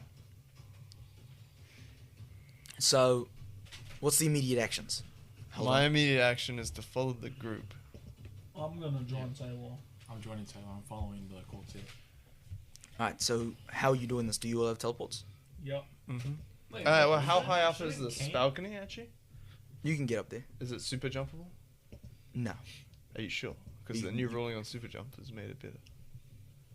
You can get up there, though. How high is it? Not that high.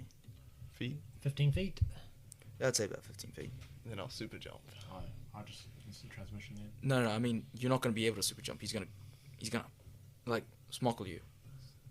Since it's a vertical, right? Super jump's a vertical. Uh-huh. It's not over distance, so So he'll I'll super attack of jump. opportunity. Yeah, that's fine. I'll still super jump. You're probably Okay. gonna die. You're probably gonna die. Oh no, attack of opportunity? Please take 84 damage. Shiver me timbers. Right, so, As the rules just changed. I think I'm fine. anyways, right, D-Man, that means you and Kat are left with 4 guards in Obsidian Prime.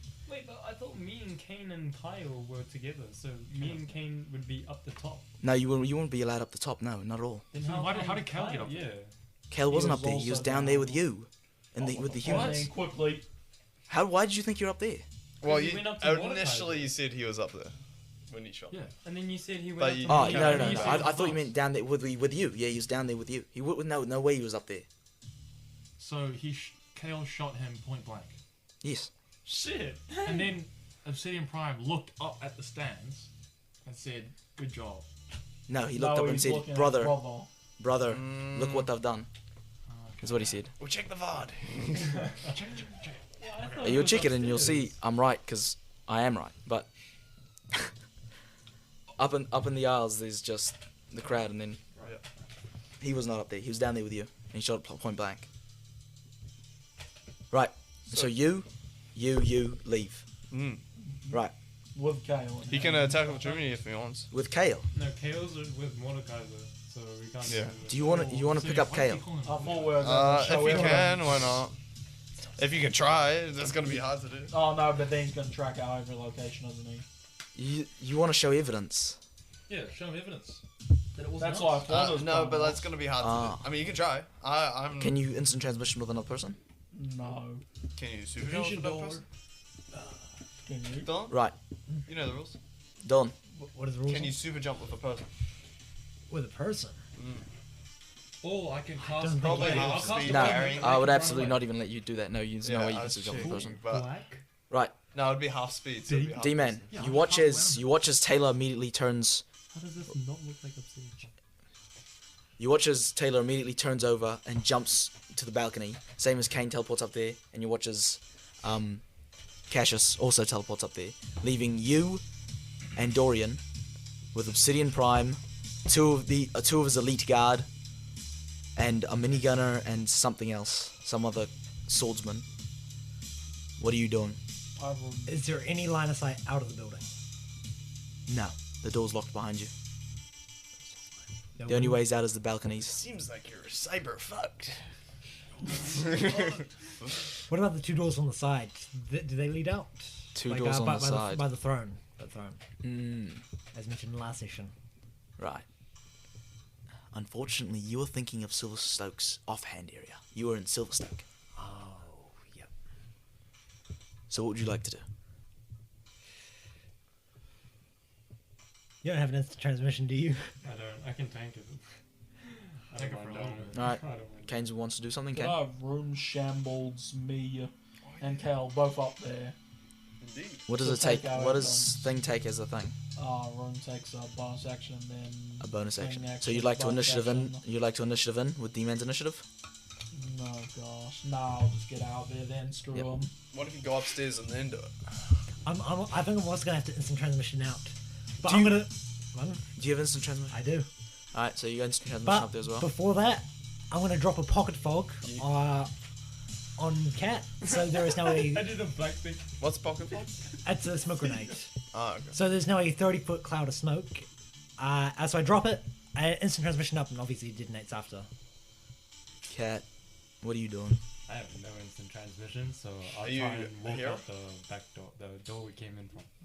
Locked. Try to pick the door. The door. Is we there came- windows in this room? Oh yeah. No, I'll jump out of the window. Oh, You no, have to no, go no. past- Wait. I'll smash the window on the other side of the room. I'll throw like a rock at it, so it looks like I jumped out that way, and then I'll crawl out a window without smashing it. 500 IQ right there. You get your. Deception. There's no window to crawl out of. The one that you're breaking is the one you have to go through. Okay, I smash 3 windows, and I choose the one Ah. furthest away from everyone. It's like a large stained glass. Piece of backing. shit, bro.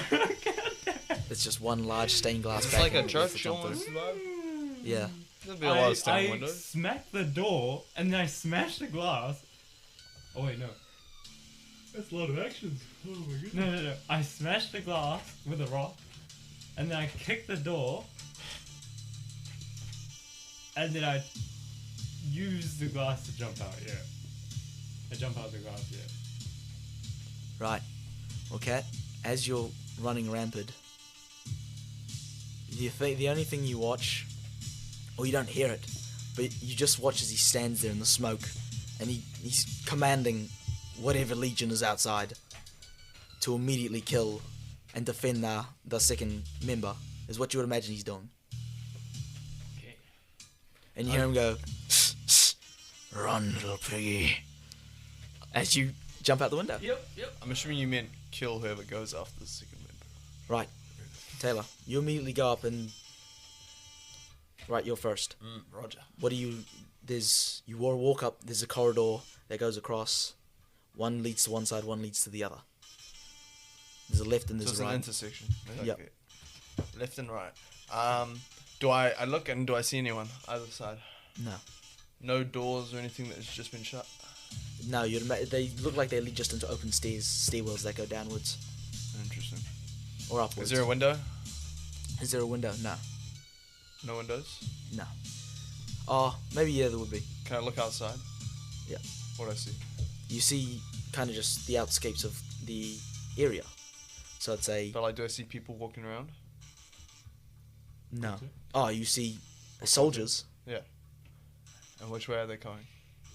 To I'm you. looking. Well, you're looking out at it. Let me explain it first, please. Yeah. You're looking out at a field, right outside the castle, Uh-huh. because it's about put on a hill. It's a bit of a drop this way, and you can see your carriageway down below. Which way are the soldiers going? When you're looking like down this way, let's say, to your left, Oh. they look like they're coming upwards. But on the right, there's. But you can see, but you can only gather this. You can see one group guarding the gate, and they're going for main exits. Okay. And both exits presumably would lead to the same field. No, they wouldn't lead to a field at all. Both exits just lead to random locations. Though, from your memory, one of them leads up to a kind of like a war room area. The other way down that way leads to Brent's old room. So I'm not on the edge of the castle. Is what you're saying. You are.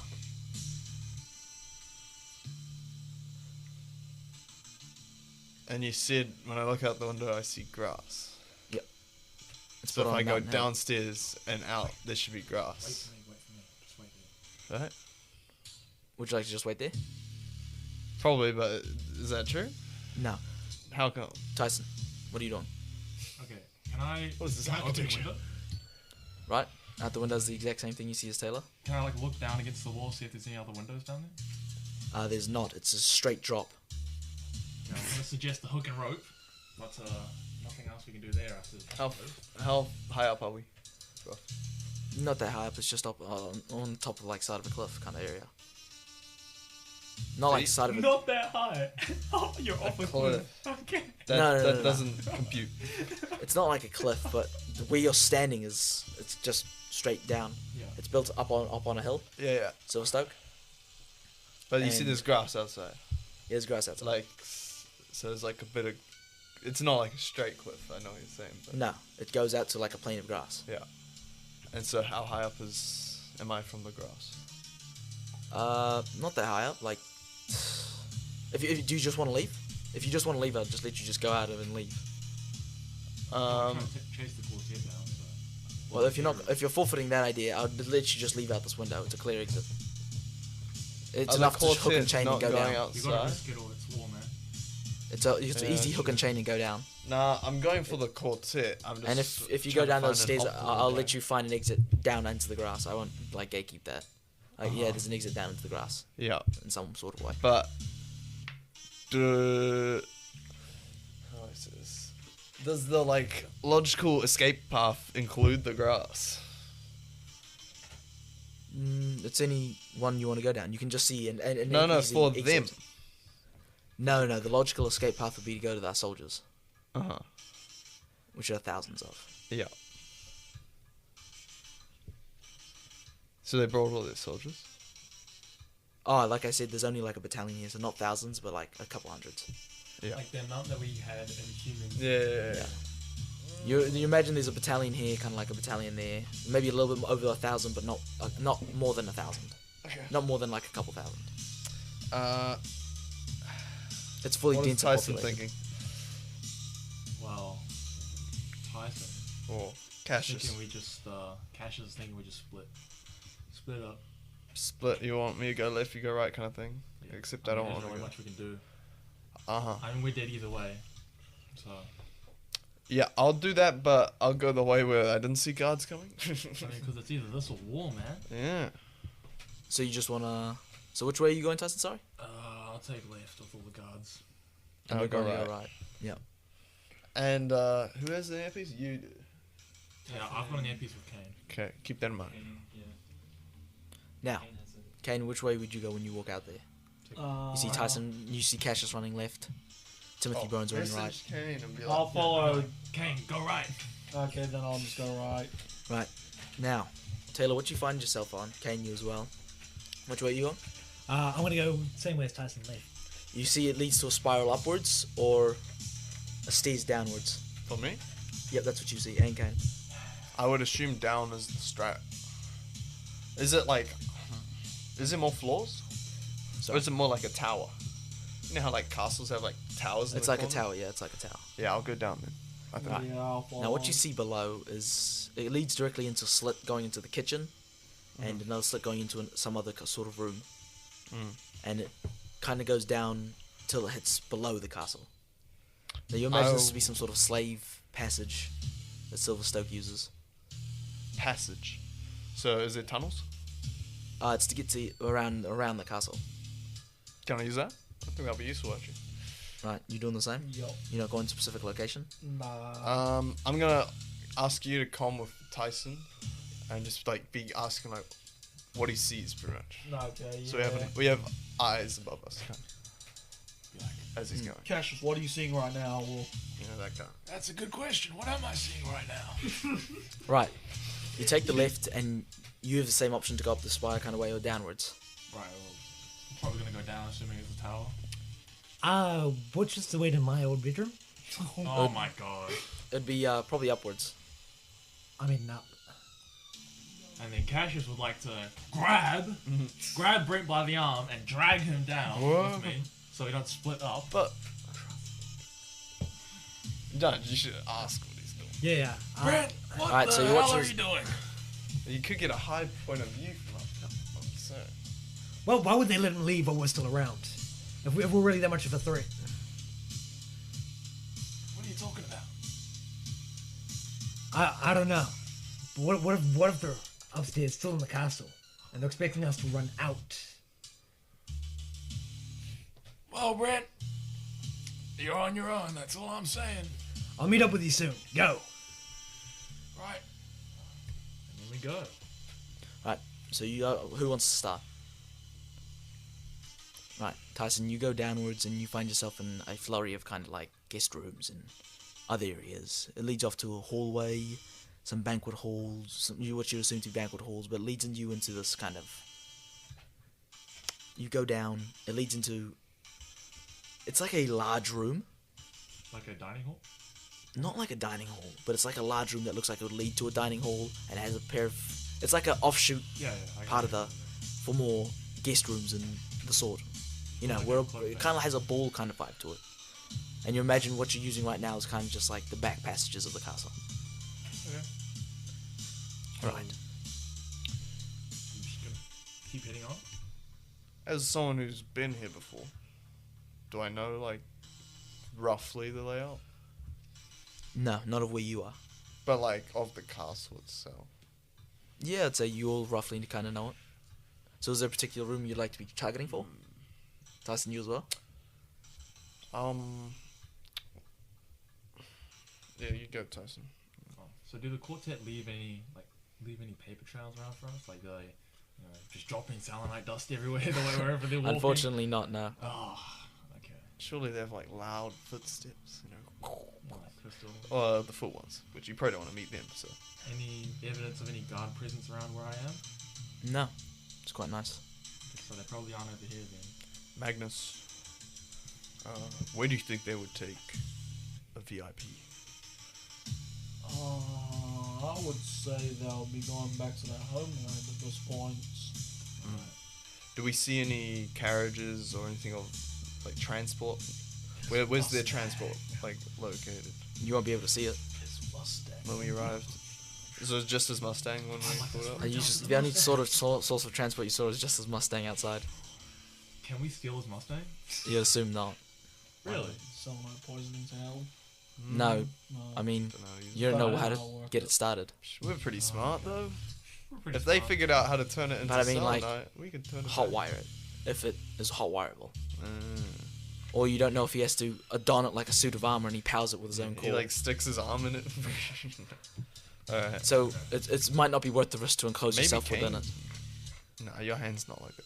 Now, D-Man, you go up and you into your old room. Yeah. Now you find a robed character kind of looking through the drawers, and they look up at you.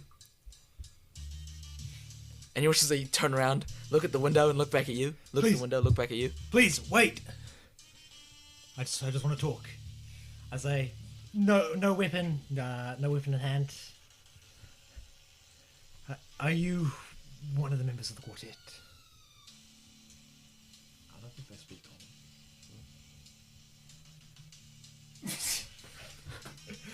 common. Listen, please. Is there like I'm assuming this is the member of the quartet.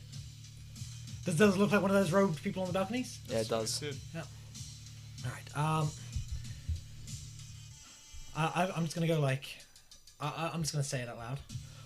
Why would we shoot down one of you if we were about to sign the treaty? It doesn't make sense. I'm just gonna like put like a hand up. They look at your hands, I'm gonna like and they step back up. backwards. I'm gonna step backwards. Can I almost like de-equipped my like a? And you hear a general. Well, I spotted one of the generals. He's down this way, just on a room. I'm not too sure what he's doing. He's kind of staying stationary. Move upstairs.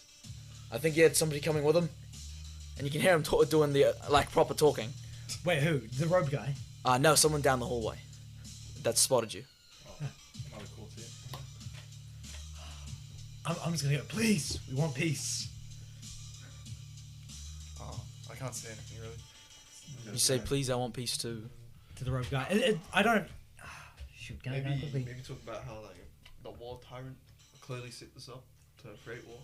I don't think you can understand me. It's the We problem. should have No, killed. no. So what you should have done is like, say like, hey, can you do this if you understand me, and this if you don't, like, well, like, yeah. And then if they don't do anything, then they obviously don't understand you. But if they do, then you have to say yes or no questions, not open question. Oh. So like for yes, do this. For no, do this. You know, and that's if they did understand you. You know?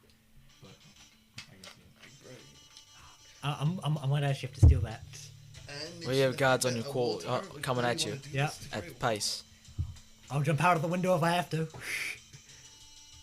All right. So I'm going to say in my final 2 lines. Yeah. Do this if you understand me. Do this if you don't.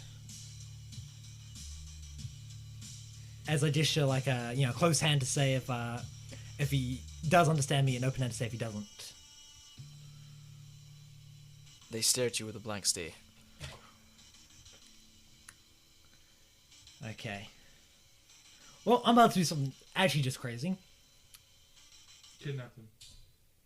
I'm going to drop my longsword, leave it on the ground, and leave as a sign of peace.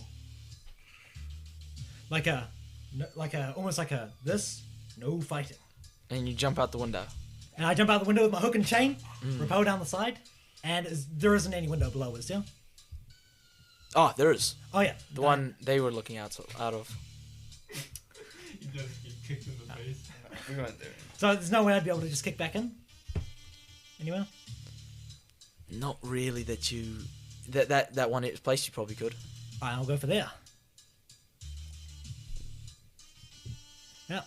So down with the hook and chain, try and get in there. You know who's in there? Who would be in there? Oh, to the the main hall. Where they were looking out of. Yeah, there's no one there, right? No, where they were looking out of, Taylor and... Oh, down with all the guards. Yeah, and below you just that straight drop. Well, I gotta survive one way, so I'm kicking through the window and just running. Right. Tyson, what are you doing? Now you're in some sort of dining hall. You don't even know how you're in a dining hall. There's no area for it to be even output into. But you're in some odd segment of the castle that you didn't know really even existed. You imagine you're underneath the window that you were once at, right? The hallway. So, just gonna take a quick look around the room. Anything of note that I can see? There's a kitchen at the very far back area, with which you'd imagine to be possible passages for whatever maids or slaves were to go through, waiters, Right. that you could imagine two humans scurrying around inside of. Right. There's obviously kind of like, if you go further down, there's like a hall, and you'd imagine there's multiple guest rooms up above. I'm gonna take a peek in the guest rooms while I'm here. Yes? Cassius, any update on your progress? Slow progress. You know how it is. Just wandering around in these halls. We're not having too much luck either. Can we start like randomly looking around? Now, as you're saying that, you can hear Actually, echoes inside inside the crawling spaces. Now, Kayn, you're coming up on a particular one. They hear, what? They were attacking him? Huh, he dropped the blade. That's weird. God damn, this thing is so tight. And you have to kind of get down into this crawl space, and you see them crawling below it. And it's like this. Now you imagine you're going, and you can hear footsteps above that area. You have to crawl. Okay. So before you're shimmying like on your side, Right. right? Now you have to get down and start crawling. Do you say anything? Isn't Taylor ahead of me? Do we see this person? No, so there's multiple ways you could have gone. It's just like a multiple maze kind of thing. No, so... And you just caught it because you have quite a high No. perception. So, Burns, are we gonna go crawl or what? Is there a route that doesn't require crawling? Not that you know of. You've never been down here before. No other option? So like we hear this guy's voice, or he does. Yep. Does he see them? You can see their legs. Do they look? I guess Wait, I'll look human. No. Yeah. It's not Obsidian Prime No, down but, there. like, I can tell you that. Is it like a? It's not Obsidian Prime. Have we learned like the identifiers of whether they're Obsidian Prime's boys or someone else's boys? Yes, They're all of them. they're in white. The ones in white are someone else's And boys. he's not in white. He's not. He is in white. He is. Yes.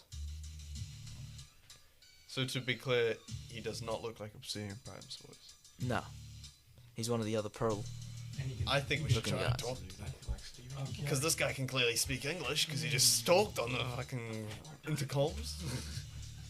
Okay, Timothy, I'm changing your name between the first and second. I don't mind. Let's go.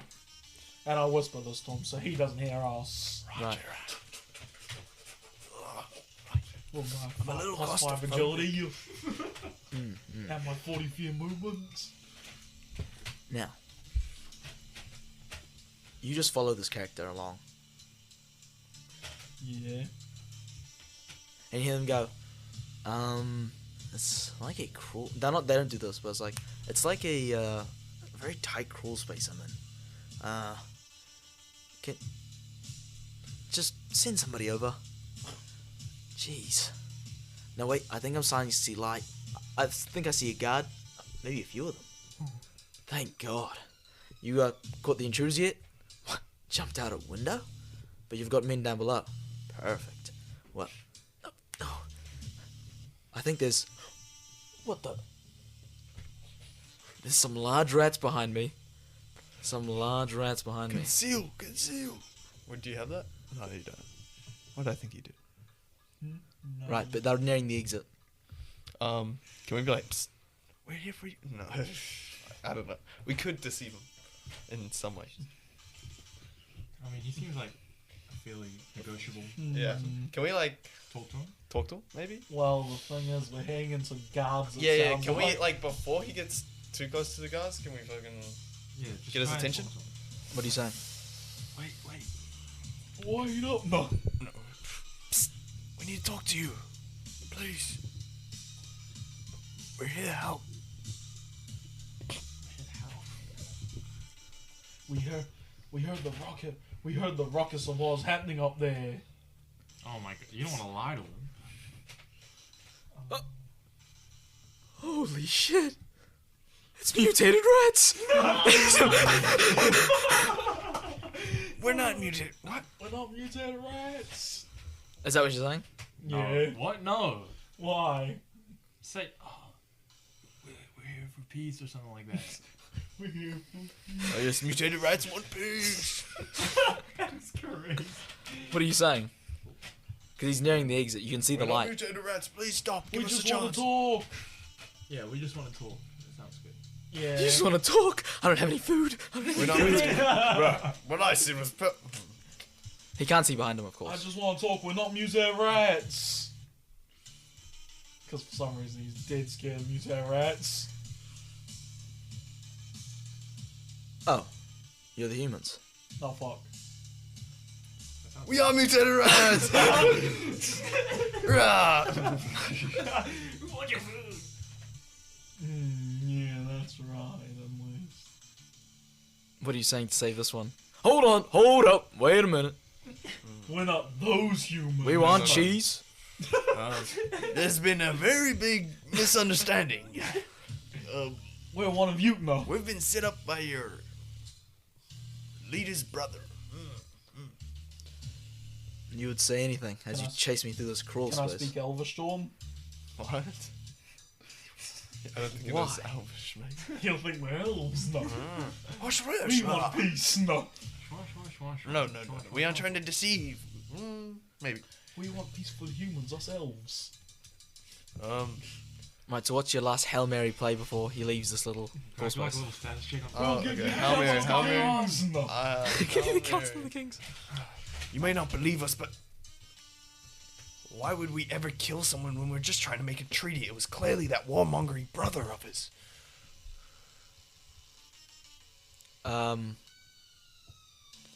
You humans, The guy who shot him wasn't even a human. Check his army. He's part of his army.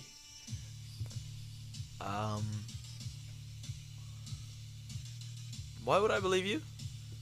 You don't have to. Just investigate it. Couldn't you have said this when you're not staring up my man skirt. We had no other way. It was the only option. There's a door right next to you there. No. And you watch as they get out of the crawl space. And you hear one of them go, "Oh, are you okay?" And you hear "Yeah, just a couple of rats down there." And you watch as they walk away. I just go. I think that maybe it worked. Who knows? We'll find out in the future. No, he didn't rat us out. I communicate back to Cassius. We found one of them. I don't know what happened, but we're still safe. I think we might have gotten through to him. We have a chance, even if it's a small one. Right.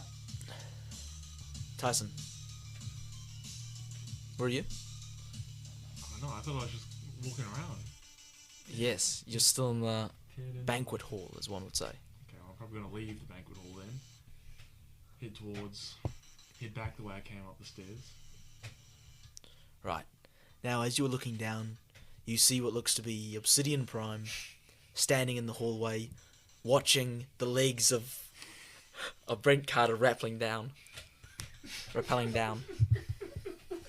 You're cooked. Oh no. I'm gonna radio to what is it, Marik? Do you know where Brent is right now? No, I thought he was with you. That guy was talking about someone that he was dropping and going into all the reinforcements. Right, because I can see his legs dangling through the window, and I'm pretty sure Obsidian Prime's looking at him. I don't think we can save him from down here. Well, get your ass up here now. I'm back at the corridor where we split. Okay. And then I'm just gonna leave Dylan. What are we? Right, what are you doing? What are we doing? Well, I'm rappelling down the side of the building right now, aren't I? Yep. Timothy, we're going to emergency. It sounds like Brent Carter's gonna find himself a whole bunch of Obsidian Prime. Thank God. Hated that guy. And we also need to go back to the meeting points to find Cassius Claymore. I see. To think of our next Cassius steps. So would you guys go to leave? I think we should leave. Yeah. To be honest, we need Right. to regroup and leave. Oh, we're leaving. Yeah. Let's take a quick stop there. Oh, goodness. Hey, it's me, Curtis, from CTG. That beast of audio. Now I had to stop it right there. Slicing the thing dead in half.